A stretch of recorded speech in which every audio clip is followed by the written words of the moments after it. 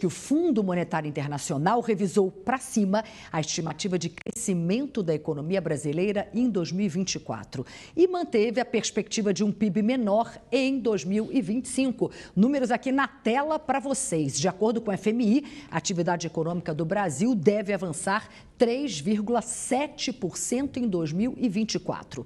No relatório de outubro, a previsão era de um crescimento de 3%. Quanto ao PIB de 2025, a expectativa é de um crescimento bem menor, 2,2%. O resultado oficial do PIB de 2024 vai ser divulgado em março pelo IBGE. Sobre esse assunto, eu vou conversar então com o nosso analista de economia, Alberto Azental, que já está aqui. Alberto, boa noite para você. Como é que está a economia no Brasil, na visão do FMI, se a gente comparar com outros países, Alberto? Boa noite, Cris. Boa noite a todos.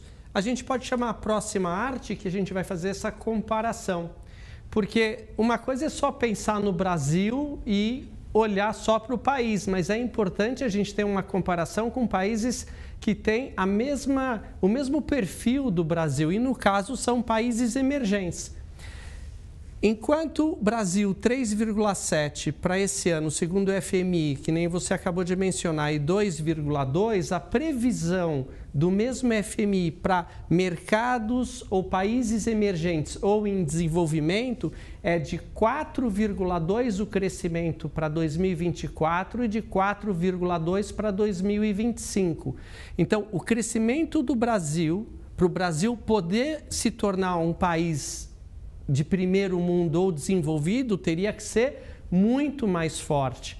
E aí a gente pode se indagar porque depois de um 3,7 só vem 2,2, porque cai tanto, porque não é um crescimento sustentável. E é aí que a gente se pergunta de onde veio, qual que é a fonte desse crescimento que você não consegue se manter. Agora, países desenvolvidos, segundo o FMI, têm crescimentos mais modestos.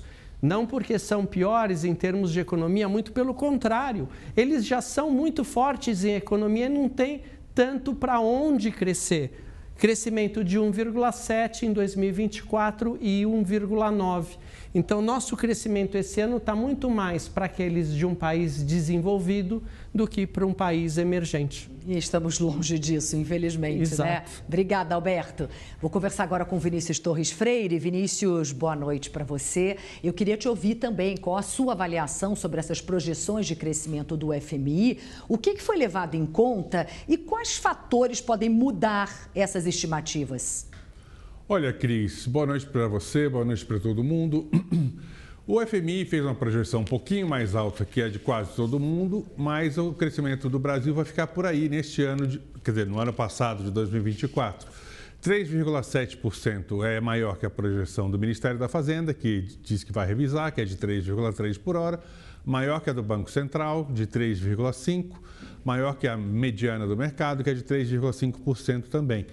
Agora, primeiro vamos lembrar o seguinte, pode não parecer muito, mas o crescimento brasileiro não só foi o maior desde 2010, como foi muito maior que o crescimento entre a grande recessão de 2015 e 2016 e a epidemia, que era 1,4%.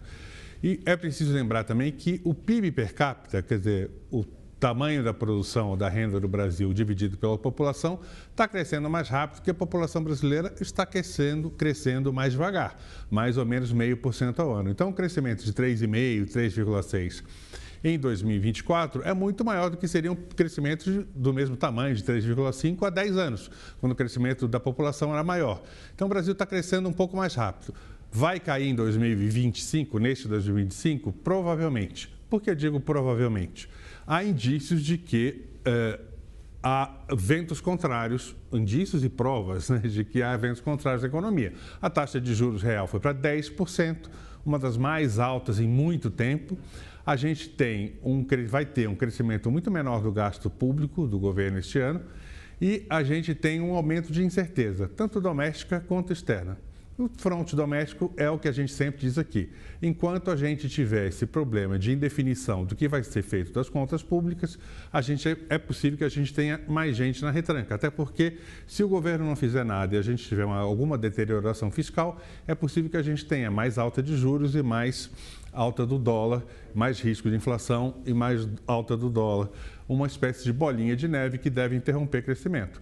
E, além de tudo, a gente tem, a partir de segunda-feira, Donald Trump no poder nos Estados Unidos. A gente não sabe o que ele vai fazer, mas é possível que ele tome medidas que elevem a taxa de juros nos Estados Unidos, o que dificulta a queda de juros aqui e pode elevar também a cotação do dólar em reais. Isso também é mais um problema para a inflação, mais um problema para a taxa de juros, mais um problema para a importação de máquinas e equipamentos, porque quando o dólar está muito caro, a importação de bens de investimento, bens de capital, que aumenta a produção, também fica mais retraída. Então, a gente tem um cenário de incerteza maior, a gente tem mais incertezas, mas é bom lembrar, as previsões têm estado muito erradas, pelo menos desde 2021.